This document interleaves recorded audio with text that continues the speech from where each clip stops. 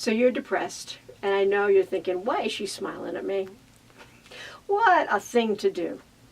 But in order to get out of depression, you have to change how you're thinking. And what I mean by that is depression is an actual state. It's a state of being.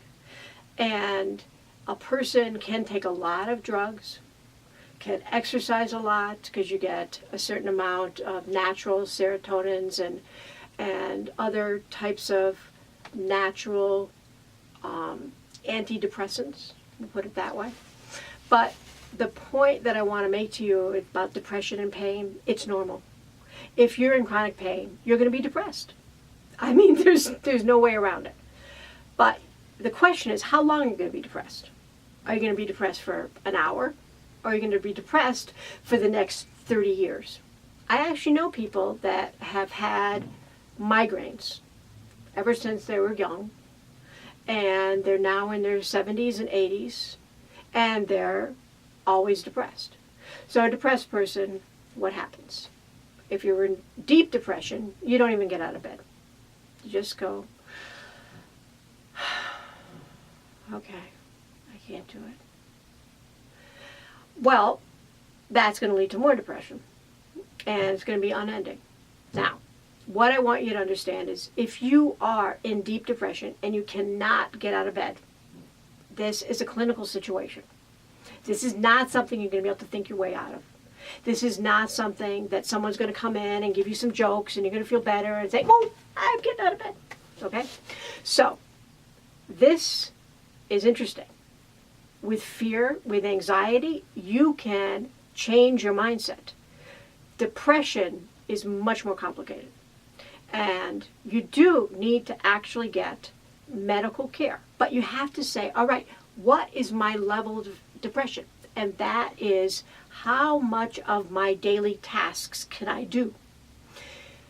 If you're depressed and you can still get to work and you can still like deal with people and everything like that, but you come home and then you open up the ice cream and you eat a quart of it and then you watch TV, yeah, you're depressed, but you're a functional depressed. What I'm going to say to you is if you're functionally depressed, you don't necessarily need to go on drugs. You can make lifestyle changes. Exercise.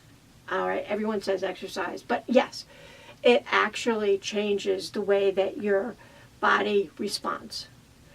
If you overeat, all right, that is also going to add to depression.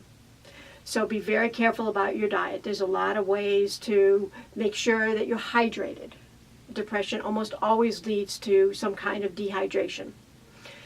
What is also very interesting about depression is it actually leads to more chronic pain.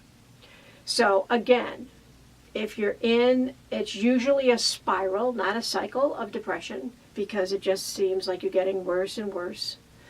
So obviously you want to laugh. Obviously you want to smile. All those things help. And you can do them without actually feeling that they're real. When you're in a depression and you start to smile, your own biological systems are going to start to take over and you're going to feel differently. You're going to change your state. So what I'm going to suggest is recognize that there's a major link between depression and pain, especially chronic pain. And if you are at the point where you say, I am not participating in the world, I am feeling that there is no out, and the world would be better without me, and I don't want to live to tomorrow.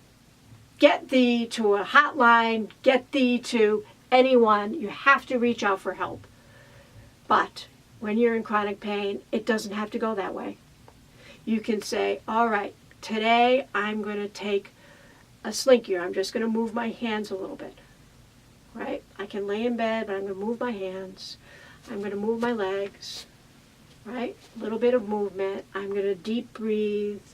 I'm going to do very simple things. I'm going to make sure that I don't eat, 2 gallons of ice cream today. I am going to make sure that I have actually one good meal. Start simply. If you're not sleeping, this is a major situation. You need to sleep, but you can't sleep your entire day away. So you have to find out, hey, when I was in my normal day-to-day life, I would sleep, 8 hours a night. I would sleep 7 hours a night. See if you can get back to that. Again, depression is not something to mess with. This is something that, for the most part, people need to reach out and get some help. And you can look at Empowered Self-Healing for more information. You can actually send me an email. I want you to understand that the bottom of depression is usually some kind of fear and anxiety. So go back and watch those videos. There's so much written about depression, so many different books.